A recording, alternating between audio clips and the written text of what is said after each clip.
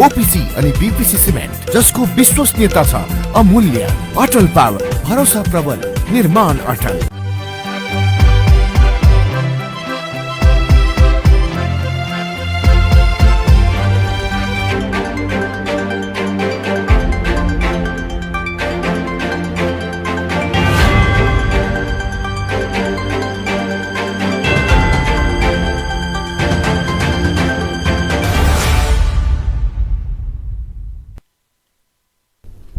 नमस्कार, राज्य खबरमा स्वागत छ। म कल्पना नेउपाने। सुरुमा राज्य खबरका हेडलाइनहरू। विपक्षीले बहिष्कार गरेपछि लुम्बिनी प्रदेशसभा स्थगित, बजेटमाथि छलफल सुरु हुन सकेन।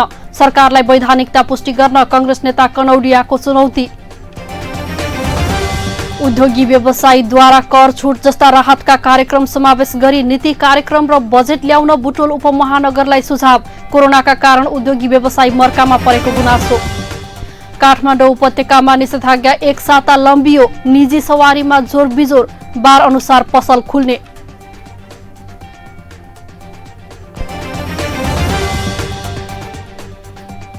न्यायपालिकाका प्रमुख इब्राहिम रईसी इरानको नयाँ राष्ट्रपतिमा निर्वाचित। विवाह गरेका र घर किन्न खोजेकाका लागि विशेष ऋण उपलब्ध गराउने चुनावी नारा बन्यो सार्थक। र स्पेनमा हुने त्रिकोणात्मक एक दिवसीय क्रिकेटमा नेपालको सहभागिता हुने। प्रतियोगितामा सहभागी हुने खेलाडीलाई आजबाट प्रशिक्षण सुरु।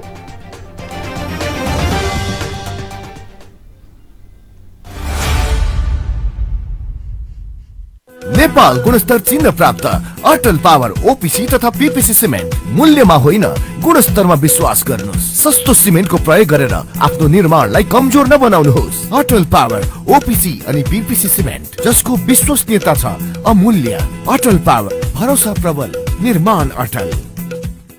अब ढुक्क हुनुहोस्। धेरै समयदेखि प्रतीक्षा गरिएको विश्व प्रसिद्ध ढलान प्रविधि अब रूपन्देहीमा स्थापित भएको छ।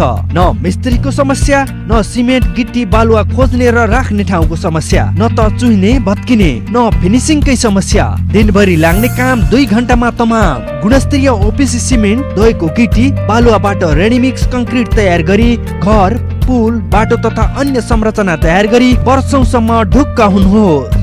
लुम्बिनी आरएमसी रेडीमिक्सबाट कंक्रिट ल्याएर घर ढलान गरे। जिन्दगी भरिको लागि ढुक्क भए। तपाईँ ढुक्क हुनुहोस्। गुणस्तर लुम्बिनी आरएमसी ले दिन्छ। लुम्बिनी रेडीमिक्स कंक्रिट प्रणाली, तिलोत्तमा 12, मङ्गलापुर, रूपन्देही। फोन 071 562 391, मोबाइल 98 570 35 966 र 98 026 52 956। लुम्बिनी रेडीमिक्स कंक्रिट प्रणाली।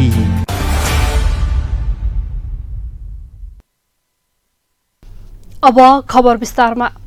लुम्बिनी प्रदेशका प्रतिपक्षी दलहरूले लुम्बिनी प्रदेश सरकारको वैधता देखाउन माग गर्दै बैठक बहिष्कार गरेका छन्।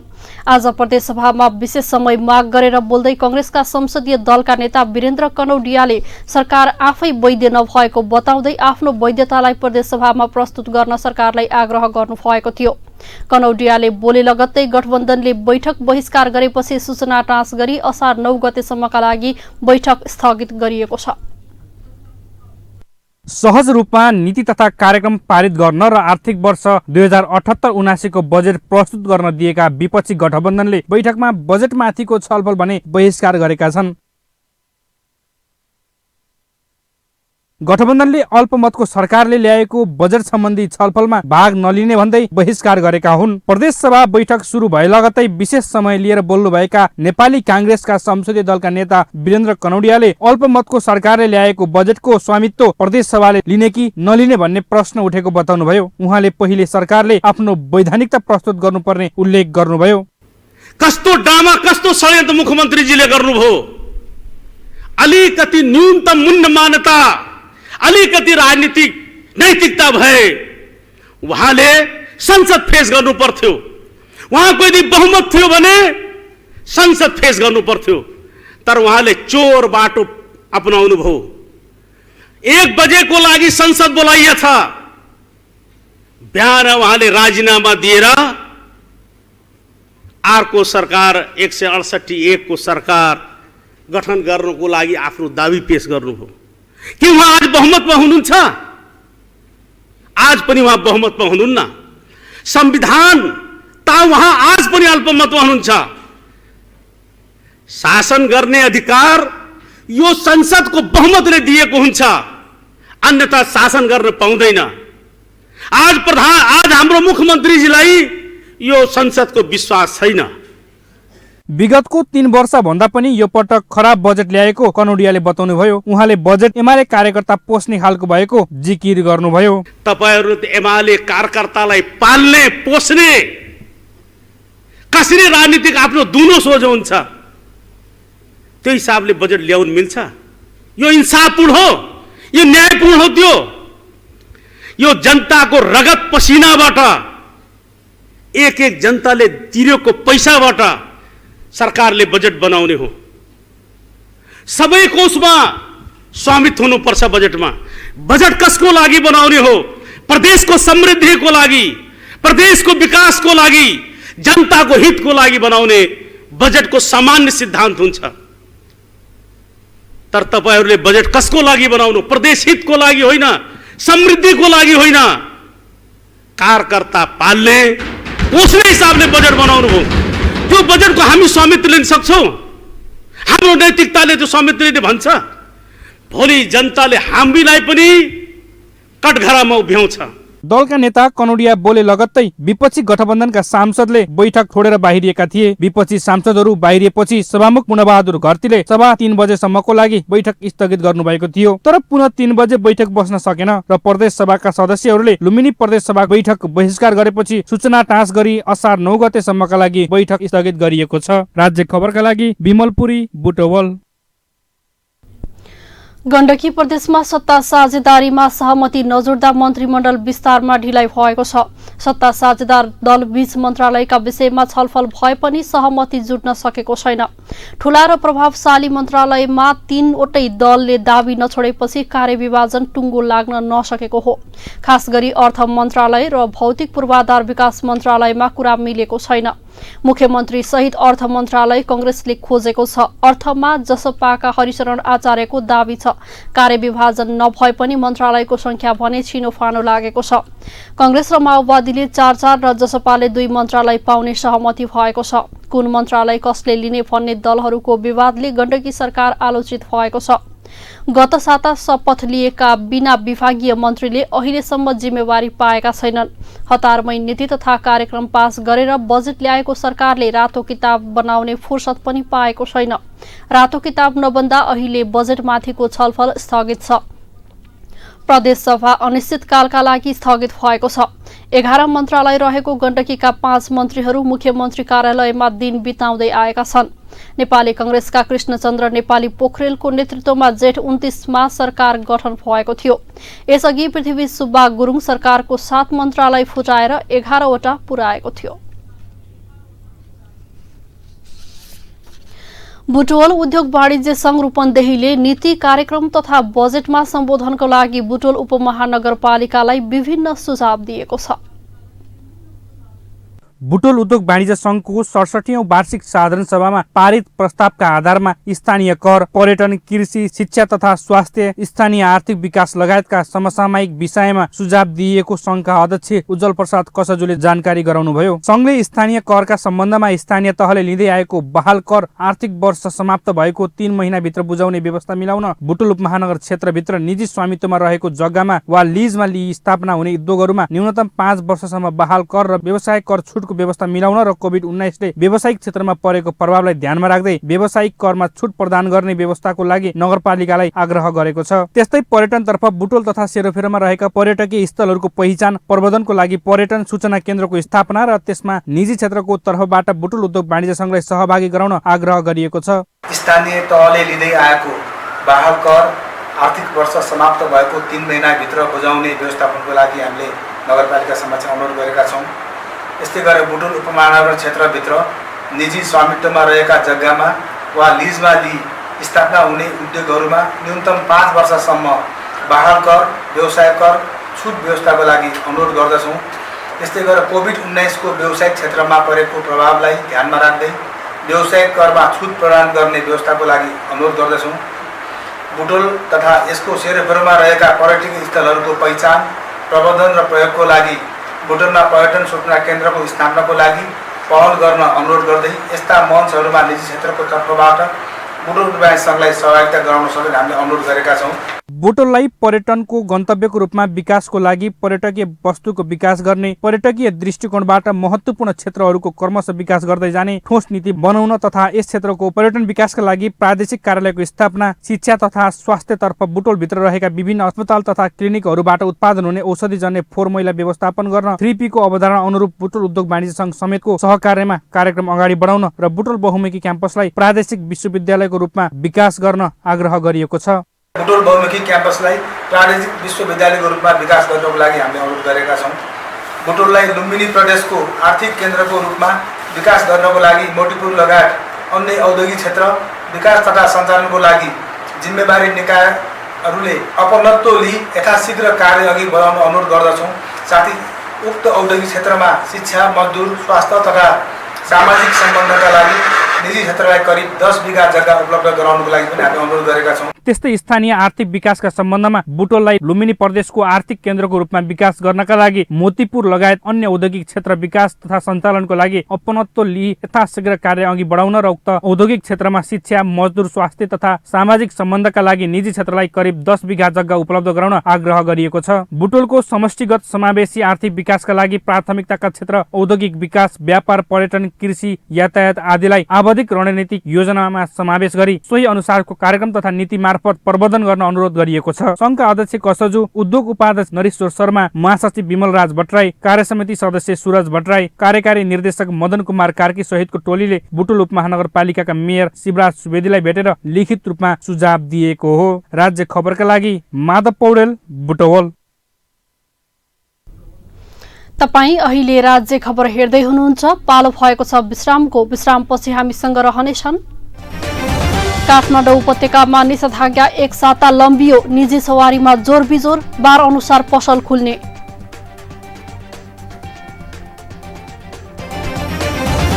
न्यायपालिकाका प्रमुख इब्राहिम रइसी इरानको नयाँ राष्ट्रपतिमा निर्वाचित। विवाह गरेका र घर किन्न खोजेकाका लागि विशेष ऋण उपलब्ध गराउने चुनावी नारा बन्यो सार्थक। र स्पेनमा हुने त्रिकोणात्मक 1 दिवसीय क्रिकेटमा नेपालको सहभागिता हुने। प्रतियोगितामा सहभागी हुने खेलाडीलाई आजबाट प्रशिक्षण सुरु।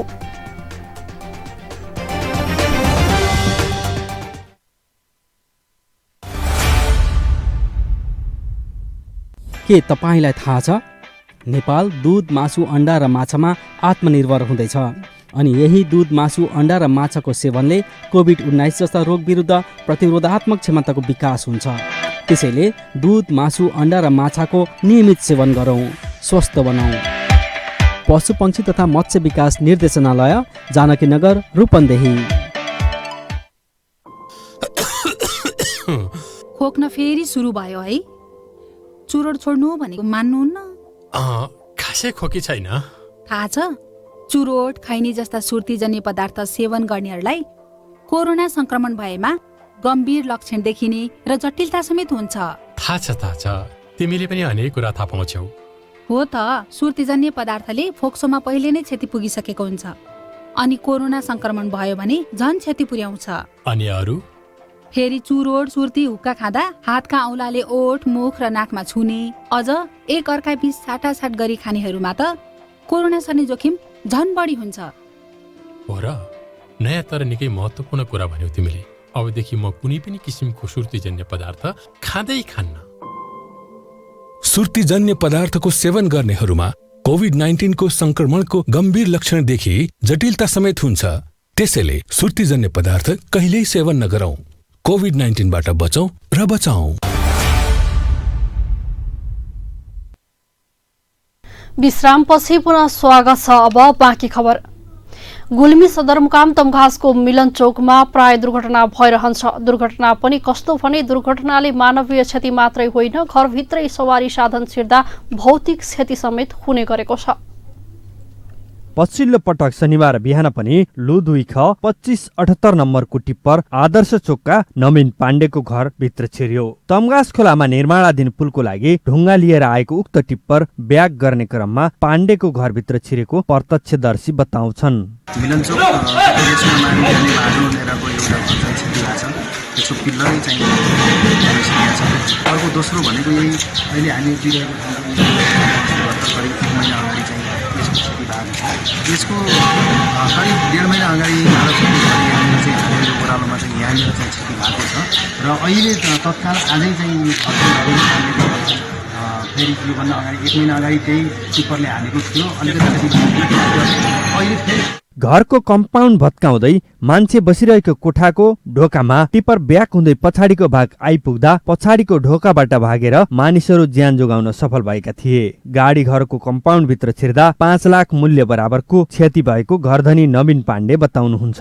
लोड गाडी ब्याक गर्नेलाई ब्रेक नलाग्यो। पल्लो त छेद बिछेद भयो त यो सामानले घर सबै फालेर बनाउनुको लागि 4-5 लाख रुपैयाँ क्षति छ। पछिल्लो 1.5 महिनाको अन्तरालमा मात्र एउटा ट्रक र टिप्परले 2वटा घरमा क्षति पुर्याएको आदर्श चोकका बासिन्दा रामप्रसाद पन्थी बताउनुहुन्छ। पन्थीको जयराम हार्डवेयर पसलको घर ट्रकले ठक्कर दिँदा घरको एक पाखो गाह्रो भत्केको छ। तमगास साउटोलाका समाजसेवी शालिग्राम पन्थीले साँगुरो र व्यस्त सडक भएका कारण मिलनचोकवासी असुरक्षित भएकोले उदिनढुङ्गा जीप पार्कदेखि आदर्श चोकसम्मको भित्री वैकल्पिक सडक बनाउन 5 वर्ष अघिदेखि नै सुरु गरिएको बताउनुहुन्छ। जुन सडकको दूरी 330 मिटर र 20 फिट चौडा भए पनि 5 वर्ष बित्दा पनि निर्माण कार्य अझै सम्पन्न हुन सकेको छैन, जसका कारण यो ठाउँमा दुर्घटनाको जोखिम कायमै रहेको छ। यो सडक झन्डै 5 वर्ष भयो यसको कन्सेप्ट आएको। नगरपालिका स्थापना हुनुभन्दा अगाडिको योजना हो। नगरपालिका आइसकेपछि यो सहरी सडकले चाहिँ नि झन्डै करोड जति खर्च भएको छ। अहिले नगरपालिकाबाटै वडाले गौरवको आयोजना भनेर यसलाई चाहिँ अगाडि बढाएको छ र अहिले 45 लाख रुपियाँमा काम भइरहेको छ। अझ अचम्म त रेसुङ्गा नगरपालिकाले गौरवको योजनामा पारेको यो सडकको निकास आदर्श चोक निस्कने ठाउँमा सानो गाडी समेत निस्कन नसक्ने साँगुरो छ। एउटा घरलाई मुआवजा दिएर निकास खोल्ने सम्झौता भए पनि हालसम्म कार्यान्वयन हुन नसकेको स्थानीय बताउँछन्, जसका कारण यो सडकले नगरपालिका र सडकका प्राविधिकको काम गर्ने शैलीलाई समेत कमजोर साबित गरिरहेको छ। राज्य खबरका लागि गुल्मीबाट प्रेम सुनारको रिपोर्ट। त्रिभुवन विश्वविद्यालयले कोरोना महामारीका कारण रोकिएका वार्षिक परीक्षा साउनदेखि भौतिक उपस्थितिमै सञ्चालन गर्ने तयारी थालेको छ। संक्रमण जोखिम कम हुँदै गएकाले रोकिएका परीक्षा साउनदेखि सञ्चालन गर्ने तयारी भइरहेको त्रिविका रजिस्ट्रार पेशल दाहालले बताउनुभयो। दाहालका अनुसार वैकल्पिक विधिबाट भने परीक्षा सञ्चालन गरिने छैन। अनलाइन विधिबाट परीक्षा नहुने उहाँले बताउनुभयो। परीक्षाको समय तालिका बारे अहिले त्रिवीले तयारी गरिरहेको छ। स्वास्थ्य सुरक्षाको पूर्ण मापदण्ड पालना गरी परीक्षा सञ्चालन गरिने उहाँले बताउनुभयो। साउनदेखि परीक्षा सञ्चालन गरी सोही महिनाभित्रै सबै परीक्षा सकाउने त्रिवीको योजना रहेको उहाँले बताउनुभयो। त्रिवीले दोस्रो लहरको कोरोना भाइरस तीव्र रूपमा फैलिएपछि त्रिवीले सञ्चालन भइरहेका परीक्षा वैशाख 14 देखि वार्षिक परीक्षा अनिश्चितकालका लागि स्थगित गरेको थियो। लकडाउन अघि सञ्चालन भइसकेको परीक्षाको नतिजा भने यही महिनाभित्रमा प्रकाशित गर्ने रजिस्ट्रार दाहालले बताउनुभयो।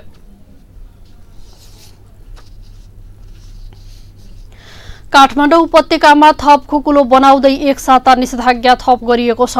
आज बसेको उपत्यकाका 3 जिल्लाका प्रमुख जिल्ला अधिकारीहरूले बैठकले निषेधाज्ञालाई थप खुकुलो बनाउँदै असार 14 गतेसम्म निषेधाज्ञा थप गर्ने निर्णय गरेको हो। मंगलबारबाट निजी सवारी साधन र ट्याक्सी जोर बिजोर प्रणालीका आधारमा सञ्चालन हुने पाउनेछन्, जस अनुसार जोर गते जोर नम्बर र बिजोर गते बिजोर नम्बर प्लेटका सवारी साधन सञ्चालन हुन पाउने जिल्ला प्रशासन कार्यालय काठमाडौँका प्रमुख जिल्ला अधिकारी कालीप्रसाद पराजुलीले जानकारी दिनुभयो। त्यस्तै आइतबार, मंगलबार र बिहीबार सुनचाँदी, भाडा, विद्युतीय, घरयासी सामान बिक्री गर्ने पसल सञ्चालन गर्न पाइनेछ भने सोही बार नै अटोमोबाइल र त्यसका पाटपुर्जा पाइने पसल पनि खुल्नेछ। सोमबार, बुधबार र शुक्रबार सपिङ मल, खेलकुद सामग्री पसल, कपडा जुत्ता पसल बिहान 11 देखि 4 बजेसम्म खुल्न पाउनेछन्। खाद्यान्न, फलफूल र तरकारी पसल हरेक दिन 11 बजेसम्म खुल्न सकिने पराजुलीले जानकारी दिनुभयो। र अहिले हामीले अलिकति मोडालिटी चाहिँ परिवर्तन गरेका छौँ पहिले भन्दा। यो बार वाइज केही अब यो कपडा पसल त्यसपछि यो भाडाका पसलहरूलाई पनि खोल्न दिने निर्णय गरेका छौँ। जस्तै आइतबार, मङ्गलबार, बिहिबार चाहिँ सुन पसल, भाडा भान्सा जन्य विद्युतीय घरायसी सामग्रीहरू, अटोमोबाइलको सोरुम, अटोमोबाइल पार्ट्स पसल र इलेक्ट्रोनिक पसल खोल्न दिने भन्ने भाषा आइतबार, मङ्गलबार र बिहिबार। काठमाडौँ उपत्यकाको हकमा निजी सवारी साधनहरू जस्तै अब त्यसमा कार, जिप, भ्यानमा चाहिँ बढीमा 4 जनासम्म राखेर सञ्चालन गर्न दिने जोर बिजोर प्रणाली लागू गर्ने भन्ने निर्णय भएको छ। अब ट्याक्सीको हकमा पनि अब यो सर्वसाधारणलाई सुविधा होस् भन्ने हिसाबले 3 जना रहने गरी जोर बिजोरको आधारमा सञ्चालन गर्न दिने भनेको छ। र मोटरसाइकल र स्कुटरको हकमा पनि बढीमा 2 जना र बस्ने, अनिवार्य रूपमा मास्क चाहिँ लगाउनु पर्ने गरी अब यो जोर बिजोरकै आधारमा मोटरसाइकल र स्कुटरहरूलाई पनि सञ्चालन गर्ने दिने भनेको छ। त्यस्तै विकास निर्माण र सार्वजनिक सेवा प्रवाहसँग सम्बन्धित सबै सरकारी कार्यालयहरूले स्वास्थ्य मापदण्डहरूको पालना हुने गरी आलो पालो प्रणाली कायम गरी न्यूनतम जनशक्ति मात्र प्रयोग गरी सेवा प्रवाह सुचारू गर्न पाउने व्यवस्था गरिएको छ। त्यस्तै अनलाइन डेलिभरी, टेक अवे र सवारी साधन मर्मत वर्कसप साँझ 7 बजेसम्म सञ्चालन गर्न पाउने व्यवस्था गरिएको छ। उपत्यकामा कोरोना संक्रमणको जोखिम बढेसँगै गत वैशाख 16 गतेबाट निषेधाज्ञा जारी गरिएको थियो भने पछिल्लो पटक थपिएको निषेधाज्ञा सोमबारबाट सकिँदैछ। तपाईँ अहिले राज्य खबर हेर्दै हुनुहुन्छ। एकैछिन विश्राम। सूचना। कालो ढुसीबाट बच्न सफा र सुक्खा मास्कको प्रयोग गरौँ। नियमित रूपमा साबुन पानीले हात धुने गरौँ। नुनिलो पानीले नाक सफा गरौँ। मधुमेह भएका बिरामीले सुगर नियन्त्रणमा राखौँ। व्यक्तिगत सरसफाइमा ध्यान राखौँ। रोगबाट आफू बचौँ, अरूलाई पनि बचाऊ। नगर प्रमुख तथा बुटुल उपमहानगरपालिकाद्वारा जनहितमा जारी सन्देश।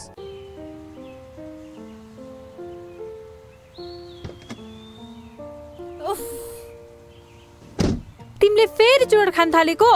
कुर्दा कुर्दै एउटा मात्रै? जति भने नि मान्दैनौ। जान्न म कतै नि। एकछिन कुर्दा पनि। सरी बाबा, सरी, गल्ती भयो। तिम्रो कसम, अबदेखि खान्न। बरु जाउँ कतै लन्च खान। चुरोट, हुक्का, खैनी जस्ता सुर्तीजन्य पदार्थ पूर्ण रूपमा निषेध भएको रेस्टुरेन्टमा मात्रै जान्छु म। मलाई पनि थाहा छ, चुरोट, खैनी जस्तो सुर्तीजन्य पदार्थले मलाई, तिमीलाई र भविष्यमा हामीबाट जन्मने बच्चालाई समेत असर गर्न सक्छ। धूम्रपान तथा सुर्तीजन्य पदार्थको सेवन कहिल्यै नगरौं। आफ्नो स्वास्थ्यप्रति आफै सजग र जिम्मेवार बनाऊ।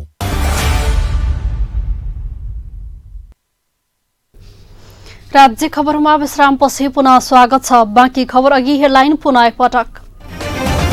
विपक्षीले बहिष्कार गरेपछि लुम्बिनी प्रदेशसभा स्थगित। बजेटमाथि छलफल सुरु हुन सकेन। सरकारलाई वैधानिकता पुष्टि गर्न कांग्रेस नेता कनौडियाको चुनौती। उद्योगी व्यवसायीद्वारा कर छुट जस्ता राहतका कार्यक्रम समावेश गरी नीति कार्यक्रम र बजेट ल्याउन बुटोल उपमहानगरलाई सुझाव। कोरोनाका कारण उद्योगी व्यवसायी मर्कामा परेको गुनासो। काठमाडौँ उपत्यकामा निषेधाज्ञा 1 साता लम्बियो। निजी सवारीमा जोर बिजोर बार अनुसार पसल खुल्ने।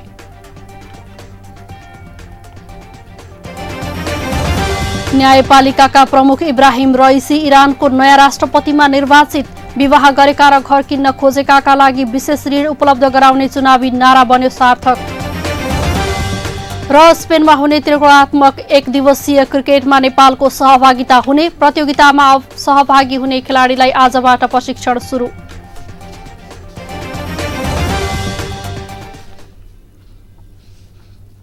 अब बाँकी खबर। गुल्मी सदरमुकाम तमघासमा रहेका व्यवसायीहरूले अनिवार्य एन्टिजन परीक्षण गर्नुपर्ने भएको छ। आगामी हुने निषेधाज्ञामा गुल्मी उद्योग वाणिज्य संघले जिल्ला कोभिड-19 संकट व्यवस्थापन केन्द्रमा अन्य व्यवसायीहरूका व्यवसाय पनि सञ्चालनको लागि अनुरोध गर्दा कोभिड संक्रमणको अवस्था हेरेर मात्रै निर्णयमा पुग्न सकिने भएकाले एन्टिजन परीक्षण अनिवार्य गराइएको हो। तमघास बजारमा रहनुहुने सम्पूर्ण व्यवसायका मुख्य एक व्यक्तिले एन्टिजेन चेक गर्नुपर्ने भएको गुल्मी उद्योग वाणिज्य संघ गुल्मीले जनाएको छ। सदरमुकाम तमघासमा 235 जना व्यवसायीहरूको एन्टिजेन परीक्षणमा 3 जनामा मात्रै पोजिटिभ आएको गुल्मी उद्योग वाणिज्य संघ गुल्मीका महासचिव ताराप्रसाद भूषालले जानकारी दिनुभयो। एन्टिजेन नेगेटिभ रिपोर्ट भएका व्यवसायीहरूले मात्र पसल खोल्न पाउने निर्णय वाणिज्य संघले गरेको छ। जिल्लामा निषेधाज्ञा यही असार 7 गतेसम्म रहेको छ। गुल्मीमा कोरोना भाइरस विरुद्ध पहिलो चरणको खोप लगाउनेको संख्या 27,293 जना रहेका छन्, जसमध्ये दोस्रो चरणको खोप लगाउने 4,346 जना रहेका छन्। अब विदेशको खबर। इरानमा न्यायपालिकाका प्रमुख इब्राहिम रइसी नयाँ राष्ट्रपतिमा निर्वाचित भएका छन्। 60 वर्षीय रइसीलाई उदारवादी तथा कट्टरपन्थी क्रान्तिकारी धारले व्यापक समर्थन गरेको छ। उदारवादी राष्ट्रपति हसन रुहानी अगस्त महिनामा अपदस्थ भएपछि रइसीले उनको स्थान लिनेछन् र त्यस अवधिसम्मका लागि उनी प्रधान न्यायाधीश पदमा कायम रहनेछन्। इरानका सर्वोच्च नेता आयातोल्लाह अली खमेनी जस्तै रइसी पनि कालो पगडी लगाउँछन्। उनी पैगम्बर मोहम्मदका सन्तति अर्थात् सैयद हुन् भन्ने यसबाट थाहा हुन्छ। 82 वर्षीय खमेनीको देहान्त भएपछि रइसीले उनको स्थान लिन सक्ने बताइएको छ। सन् 1979 को इस्लामिक क्रान्ति अघि उनले तत्कालीन राजा मोहम्मद रेजा शाह पहलवी विरुद्ध आन्दोलन गरेका थिए। क्रान्ति सफल भएपछि रइसी दक्षिण पश्चिम इरानमा रहेको मस्जिद सोलेमानको न्यायाधिवक्ता कार्यालयमा प्रवेश गरेका थिए। त्यसको 6 वर्षमा उनले विभिन्न स्थानमा अभियोजनकर्ताको भूमिका निर्वाह गरेका थिए। सन् 1988 मा इरान र इराक बीचको युद्ध टुङ्गिएपछि रइसी कथित मृत्यु आयोगको सदस्य बनेको र उक्त आयोगले हजारौं राजनीतिक बन्दीलाई बेपत्ता तथा गोप्य रूपमा मृत्युदण्ड दिएको आरोप मानव अधिकारवादी संगठनहरूले लगाएका छन्। सामूहिक हत्या गराएको र सार्वजनिक विरोध प्रदर्शनमा दमन गरेकोमा अमेरिकाले सन् 2019 मा रइसीलाई समेत प्रतिबन्ध लगाएको थियो। उनले मतदाताहरूलाई मूल्यवृद्धि रोक्ने, कम्तीमा 10 लाख जागिर प्रत्येक वर्ष सिर्जना गर्ने, विवाह गरेका र पहिलो पटक घर किन्न खोजेकाहरूका लागि विशेष ऋण उपलब्ध गराउने, वित्तीय पारदर्शिता अपनाउने र भ्रष्टाचार नियन्त्रण गर्ने प्रतिबद्धताका साथ चुनाव जितेका हुन्। अब खेल खबर। नेपाल क्रिकेट संघ क्यानले स्कटल्याण्ड र नामिबियासँगको विश्वकप लिग 2 अन्तर्गतको त्रिकोणात्मक 1 दिवसीय सिरिजको तयारी स्वरूप बन्द प्रशिक्षण आजबाट सुरु गरेको छ। खेलाडीलाई प्रशिक्षण दिन मुख्य प्रशिक्षक डेभ व्हाटमोर केही दिन अघि श्रीलङ्काबाट काठमाडौँ आउनु भएको हो। बन्द प्रशिक्षणमा 20 खेलाडी छनौट भएका छन्। प्रतियोगिता आगामी महिना स्पेनमा हुनेछ। प्रधानमन्त्री कप र मेयर कपमा गरेको खेल प्रदर्शनका आधारमा खेलाडी छनौट गरिएको क्यानका महासचिव अशोकनाथ प्याकुरेलले जानकारी दिनुभयो।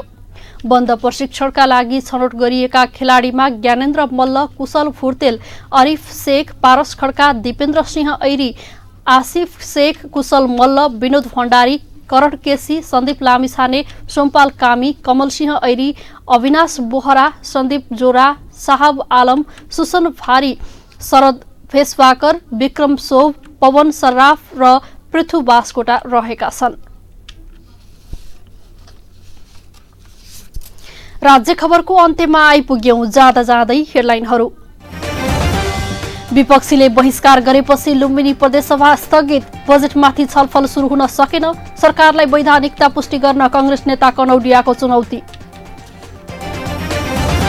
उद्योगी व्यवसायीहरूद्वारा कर छुट जस्ता राहतका कार्यक्रम समावेश गरी नीति कार्यक्रम र बजेट ल्याउन बुटोल उपमहानगरलाई सुझाव, कोरोनाका कारण उद्योगी व्यवसायी मर्कामा परेको गुनासो। काठमाडौँ उपत्यकामा निषेधाज्ञा 1 साता लम्बियो, निजी सवारीमा जोर बिजोर, बार अनुसार पसल खुल्ने।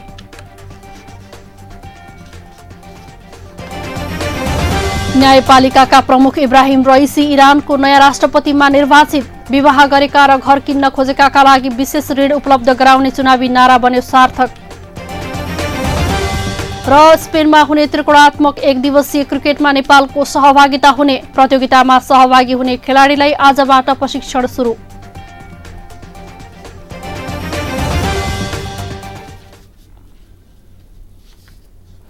हवस् त राज्य खबर अहिलेलाई यही सकिन्छ। अर्को खबर बुलेटिनमा उपस्थित हुनेछौँ। सूचना समाचार र मनोरञ्जनका लागि हेर्दै गर्नुहोला राज्य टेलिभिजन।